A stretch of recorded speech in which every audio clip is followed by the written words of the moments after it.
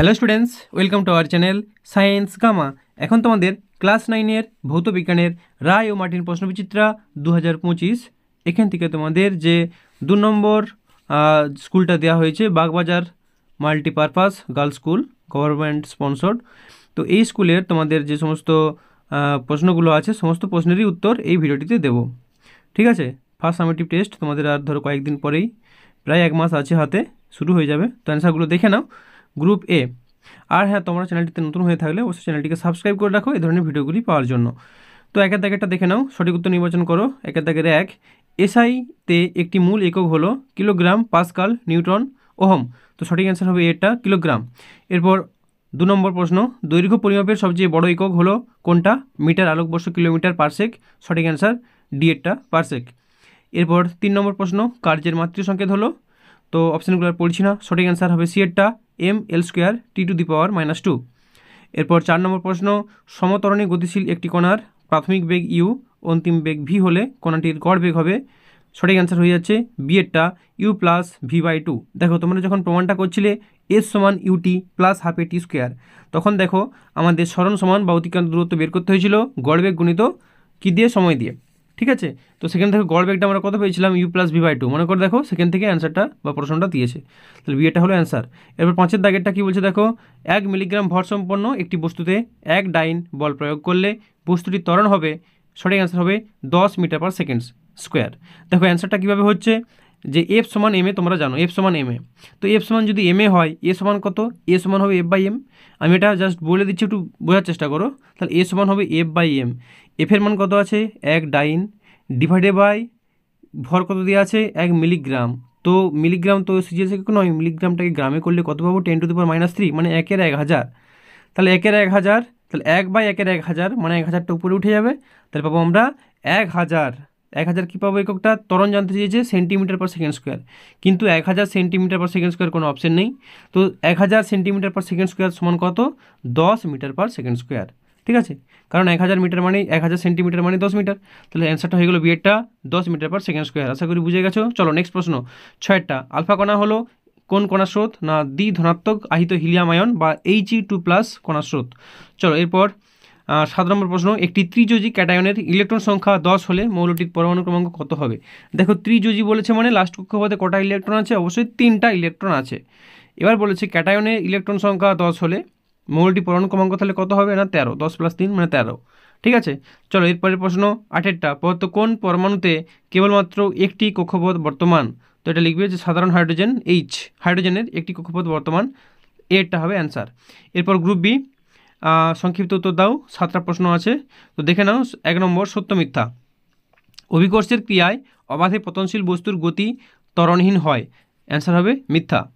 এরপর 2 নম্বর প্রশ্ন, দুটি লোহার বলের ওজন 1 কেজি ও 50 কেজি, একই বেগে একই দিকে বল দুটি গতিশীল, কোন বলটির গতিচার্য বেশি? না অ্যান্সার 50 কেজি, যেহেতু এর ভর বেশি।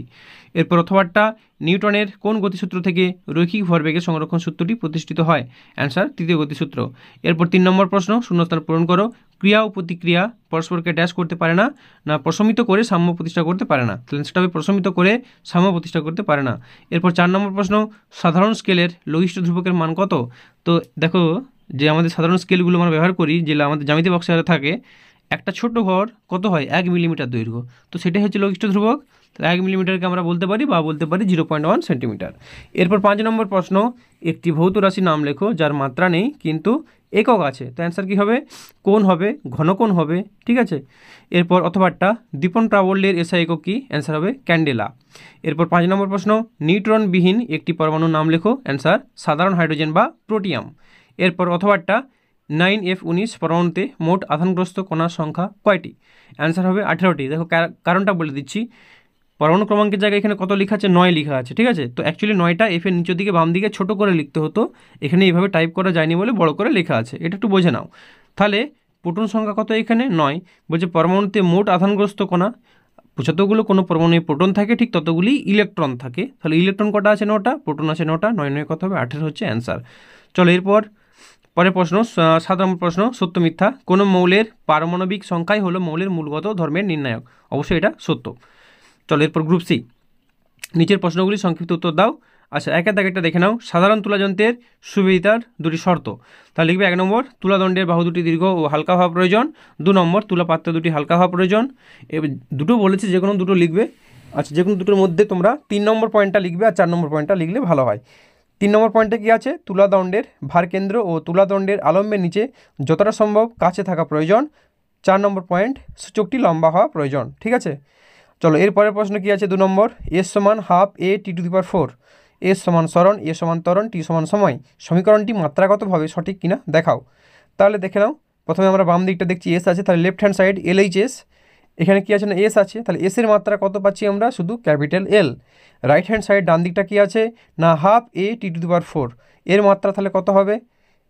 তাহলে এ আছে হাফ, সংখ্যার মাত্রা 1 হয়, তো এটা লেখার দরকার নেই। এ এর মাত্রা টি টু দি পাওয়ার 4 এর মাত্রা বের করলেই হবে। এর মাত্রা গুণিত টি টু দি পাওয়ার 4 এর মাত্রা।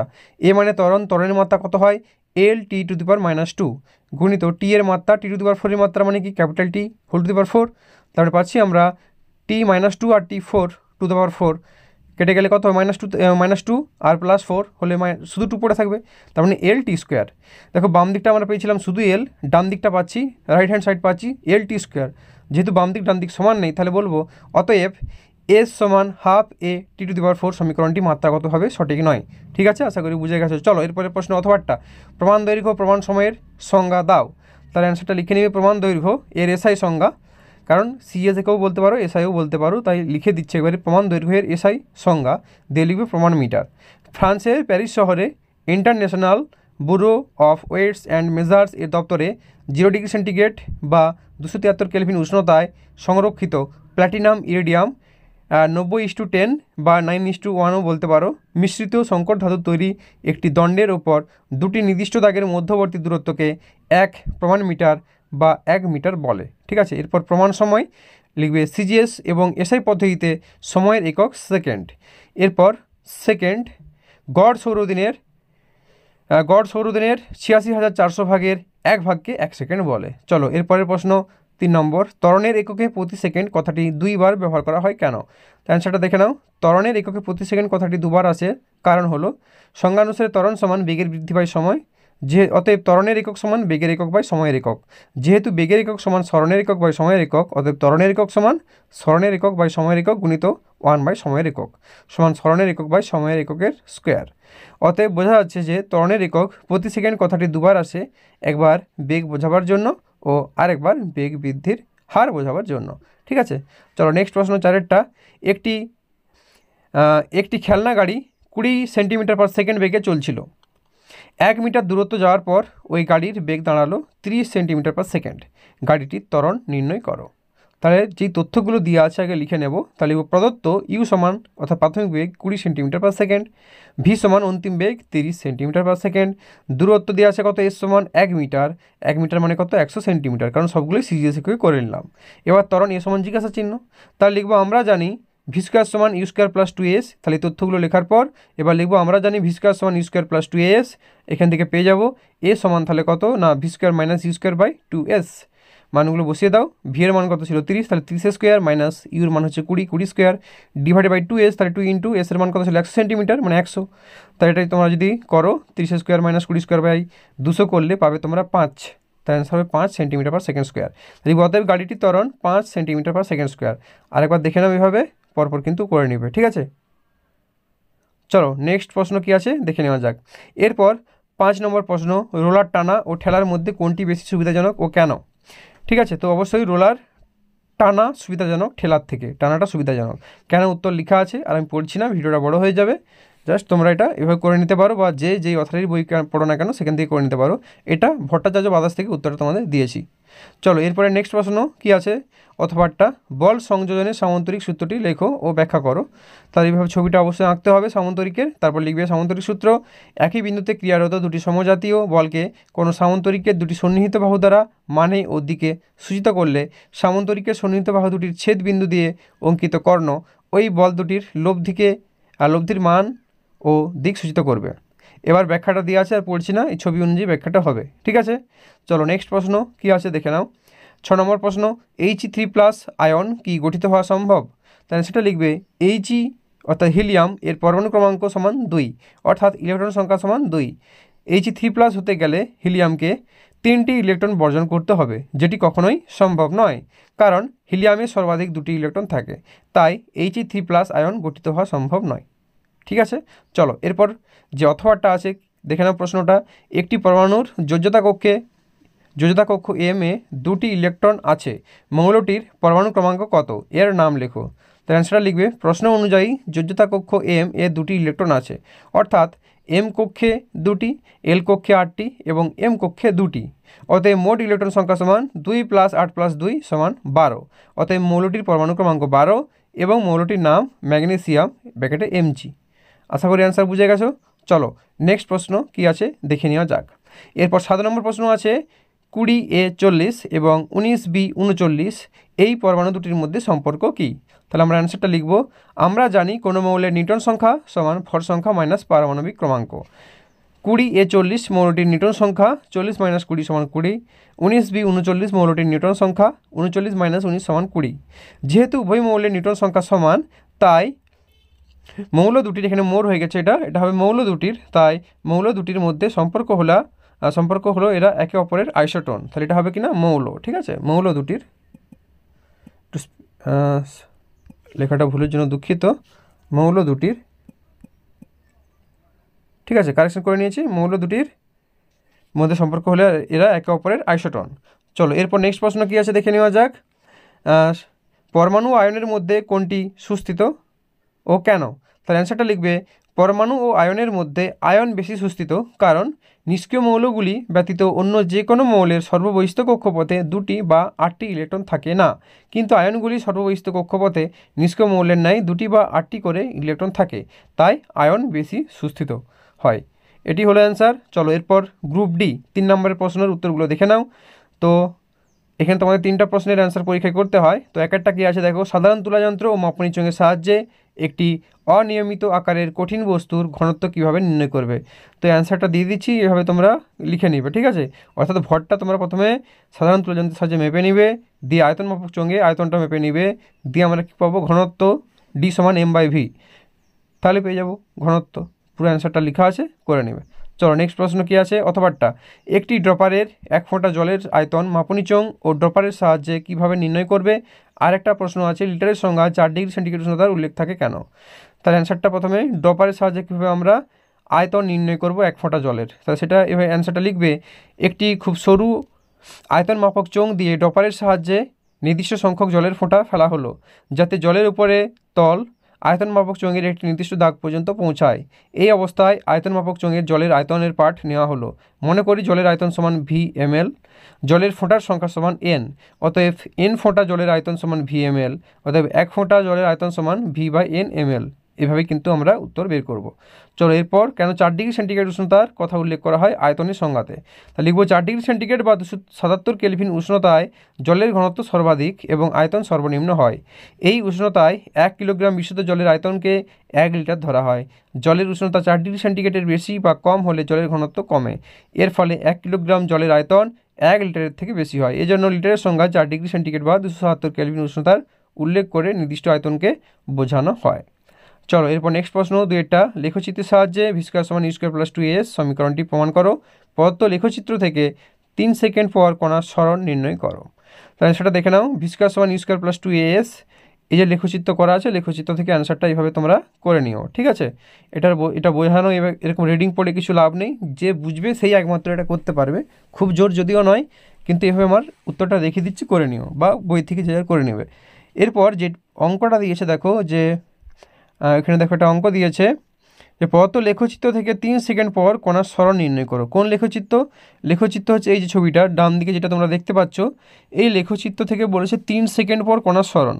তোমাদের দেখো এখানে একটু প্রিন্টিং মিস্টেক ছিল, যে মানে আমাদের অয়ক্ষটা হচ্ছে তো বেগ, উপরে আছে 2 অয়ক্ষ বরাবর, মাঝখানে আছে 0, আর নিচের দিকে এখানে -3টা ওরা লিখতে ভুলে গিয়েছিল, এটা হবে -3। ঠিক আছে, -3, ওখানে ডেটা বা তথ্য না দেওয়া থাকলে তুমি সরণ বের করতে পারবে না। তাহলে বলেছে 3 সেকেন্ড পর কোণাটির সরণ, তাহলে 0 থেকে 3 মানে পুরোটাই ধরে করতে হবে। তাহলে এখানে দেখো যে ত্রিভুজগুলো পাচ্ছি, প্রথমে চতুর্ভুজগুলো পাচ্ছি। প্রথমে কোন চতুর্ভুজ? এ বি সি ও। ও বলতে যেটা জিরো লেখা আছে ওটাকে ও হিসেবে ধরো, ওখানে একটা ও লিখে নিবে। তাহলে ও বি সি ও এর ক্ষেত্রফল মাইনাস নিচের দিকে যেটা, আমার তো ওয়াই অক্ষর নিচের দিকে ওয়াই অক্ষর কী হয়? মাইনাস হয়, তো ওই জন্য minus C D F E এর ক্ষেত্রফল। তো দুটোকে যদি আমরা বিয়োগ করি তাহলে পেয়ে যাব এর সরণ। তাহলে প্রথমেরটা কত হবে ক্ষেত্রফল? দৈর্ঘ্য গুণিত প্রস্থ করলে পাবো কত? 2 - 0 গুণিত 2 - 0 অর্থাৎ 2 গুণিত 2 4 পাচ্ছি। তারপরেরটা কত পাচ্ছি আমরা? ডি থেকে সি এর দূরত্ব কত? ডি থেকে সি এর দূরত্ব 3 - 2 মানে 1। আর সি থেকে এফ এর দূরত্ব কত? 3 - 0 মানে 3। তাহলে কত পাচ্ছি আমরা? 3 × 1 মানে 3। তাহলে 4 + 3 করলে পাবো 7 মিটার। তাহলে অ্যান্সার হবে সরণটা 7 মিটার। আশা করি বুঝে গেছো। চলো নেক্সট প্রশ্ন কি আছে দেখে নেওয়া যাক। অথবাটা রৈখিক ভরবেগের ধারণা থেকে নিউটনের দ্বিতীয় গতিসূত্রের গাণিতিক প্রমাণ দাও। তাহলে এখান থেকে অ্যান্সারটা এভাবে লিখে নিবে। এটার পড়ছি না, ভিডিও বড় হবে। ধরা যাক থেকে একবারে বল সমান ভর গুণিত ত্বরণ, এই পর্যন্ত অ্যান্সারটা লিখে নিও। ঠিক আছে, চলো নেক্সট প্রশ্ন কি আছে, ওর সাথে একটা অঙ্ক, সেটা দেখে নাও। দেখো বলছে যে 150 কেজি ভরের একটি বন্দুক থেকে 0.05 কেজি ভরের গুলি ছোঁড়া হচ্ছে। গুলির বেগ 80 মিটার/সেকেন্ড হলে বন্দুকের পিছনে হঠাৎ বেগ কত হবে? দেখো এটি প্রশ্ন দেওয়া আছে, তার উত্তরটা দেখে নাও। প্রদত্ত এম সমান কত? এম ক্যাপিটাল এম মানে বন্দুকের ভর 150 কেজি, ছোট এম অর্থাৎ গুলির ভর হচ্ছে 0.05 কেজি। ভি সমান 80 মিটার/সেকেন্ড, স্মল ভিটা হচ্ছে কার না গুলির বা বুলেটের, সেটা হচ্ছে বেগটা 80 মিটার/সেকেন্ড। ক্যাপিটাল ভি অর্থাৎ বন্দুকের বেগ জানতে চেয়েছি জিজ্ঞাসা চিহ্ন। তাহলে লিখবো আমরা জানি ক্যাপিটাল ভি সমান minus small m by capital M into small v. মানগুলো বসিয়ে দাও। স্মল এম এর মান 0.05 ডিভাইডেড বাই ক্যাপিটাল এম 150 গুণিত স্মল ভি এর মান 80। এটা করলে পাচ্ছি আমরা মাইনাস 0.0266 মিটার/সেকেন্ড। তাহলে লিখবো এখানে মাইনাস চিহ্ন কেন আসছে? মাইনাস চিহ্ন আসার কারণ হলো এখানে ব্র্যাকেটে লিখে দিতে পারো মাইনাস ঋণাত্মক চিহ্নটি আসে যে বুলেট বা গুলির এবং বন্দুকের বেগ পরস্পর বিপরীতমুখী, ব্যাস এইটুকু লিখলেই হবে। এটা লেখা হয়নি, এটা লিখে নিও। এবার লিখবো অতএব বন্দুকের পিছনে হঠাৎ বেগ হবে 0.0266 মিটার/সেকেন্ড। চলো নেক্সট প্রশ্ন কি আছে? 3 নম্বর, বোর রাদারফোর্ড পরমাণু মডেলের মূল স্বীকার্যগুলি উল্লেখ করো। আর X2 - আয়নের 10টি ইলেকট্রন ও 8টি নিউট্রন আছে, মৌলটির পরমাণু ক্রমাঙ্ক ভর সংখ্যা কত? তার প্রথমে রাদারফোর্ডের পরমাণু মডেলটা দেখে নাও। এটা আমি পড়ছি না, ভট্টাচার্য ব্রাদার্স পেজ নাম্বার 71 পেয়ে যাবে, বা অন্য বই থেকেও লিখতে পারো। তো এইভাবে মডেলটা পুরো লিখবে স্বীকার্য। তারপরে চলে আসো যে X2 - আয়নে 10টি ইলেকট্রন ও 8টি নিউট্রন আছে, মৌলটির পরমাণু ক্রমাঙ্ক ভর সংখ্যা কত? অ্যান্সারটা হবে X2 - আয়নে ইলেকট্রন সংখ্যা কত? 10। অতএব প্রোটন সংখ্যা কত হবে? 10 - 2, কারণ X2 - 2 মাইনাস হয়ে হয়েছে 10টা, 2 মাইনাস মানে আরও দুটো ইলেকট্রন প্রবেশ করেছে দিয়ে 10টা। আর আমরা জানি নর্মাল পরমাণুর কী হয়, প্রোটন আর ইলেকট্রন সমান থাকে। তাহলে যদি দুটো ইলেকট্রন না প্রবেশ করতো তাহলে কত হতো ইলেকট্রন সংখ্যা? তখন 8 হতো। তো সেই জন্য লিখেছি প্রোটন সংখ্যা সমান 10 - 2 সমান 8। আর নিউট্রন সংখ্যা কত? 8, প্রশ্নে বলেই দেওয়া আছে। তাহলে অতএব মৌলটির পরমাণু ক্রমাঙ্ক পাচ্ছি আমরা 8, আর ভর সংখ্যা হবে 8 + 8 মানে 16। এটি হলো অ্যান্সার। চলো এরপরের প্রশ্ন কী আছে? অথবাটা Z - 1 Ma ও Z - 1 Na+1 এদের রাসায়নিক ধর্ম ভিন্ন না এক হবে, যুক্তিসহ লিখো। তাহলে অ্যান্সারটা কী হবে? লিখবে যে Z - 1 Ma ও Z - 1 Na+1 এদের রাসায়নিক ধর্ম একই হবে, কারণ কোনো মৌলের রাসায়নিক ধর্ম মৌলটির নিউট্রন সংখ্যার উপর নির্ভর, ইলেকট্রন সংখ্যার উপর নির্ভর করে। এখানে যেহেতু উভয় মৌলের পারমাণবিক ক্রমাঙ্ক তথা প্রোটন সংখ্যা তথা ইলেকট্রন সংখ্যা Z - 1 একই হয়, এদের রাসায়নিক ধর্ম একই হবে। ঠিক আছে, এটি হলো অ্যান্সার। এরপরে দেখো কি প্রশ্ন আছে। এরপরে 92U 238 নিউক্লিয়াইডটি থেকে 3টি নিউট্রন কণা বেরিয়ে গেলে নতুন নিউক্লিয়াইডটিকে কিভাবে প্রকাশ করবে? তাহলে অ্যান্সারটা লিখবে যে 92U 238 নিউক্লিয়াইডটি থেকে 3টি নিউট্রন কণা বেরিয়ে গেলে মৌলটির ভর সংখ্যা 3 একক কমে যাবে। অতএব নতুন নিউক্লিয়াইডটির হবে 92U, ভর সংখ্যার জায়গায় 238 - 3 সমান 92U 235। এই 92টা নিচে বাম দিকে ছোট করে লিখবে, এত বড় নয়। এত ছোট করে লেখা এখানে যাচ্ছিল না টাইপ করা, তাই বড় করে লিখতে হয়েছে। তাহলে 92U 235 হবে। এরপরের প্রশ্ন কি দেওয়া আছে দেখো, ওর সাথে আর একটা যে এখানে যেহেতু এখানে প্রশ্নটা কি আছে, নিউক্লিয়াইডটির নিউট্রন সংখ্যা এত হলে কীভাবে প্রকাশ করবে। এরপর প্রশ্ন নতুন নিউক্লিয়াইডটির নিউট্রন সংখ্যা কত হবে, আর পূর্বোক্ত শেষোক্ত নিউক্লিয়াইড দুটির মধ্যে সম্পর্ক কী হবে। তাহলে এই দুটো উত্তর দেখে নাও। তাহলে অতএব নতুন নিউক্লিয়াইডটি হবে কত, এটা তো বলে দিলাম। আর নতুন নিউক্লিয়ারটি নিউটন সংখ্যা হবে 235 - 92 করলে 143। আর লাস্ট উত্তর হবে পূর্বোক্ত শেষোক্ত নিউক্লিয়াইড দুটির মধ্যে সম্পর্ক হলেও এরা একে অপরের আইসোটোপ, যেহেতু প্রোটন সংখ্যা উভয়েরই সমান 92 উভয়েরই, তাহলে একে অপরের এরা আইসোটোপ। তো এটি ছিল তোমাদের সম্পূর্ণ সমাধান বা সম্পূর্ণ উত্তর। যদি তোমাদের ভিডিওটি ভালো লাগে ভিডিওটিকে অবশ্যই লাইক করো, আর চ্যানেলে এই ধরনের ভিডিওগুলি পাওয়ার জন্য চ্যানেলটিকে অবশ্যই সাবস্ক্রাইব করে রাখো। ওকে, বাই।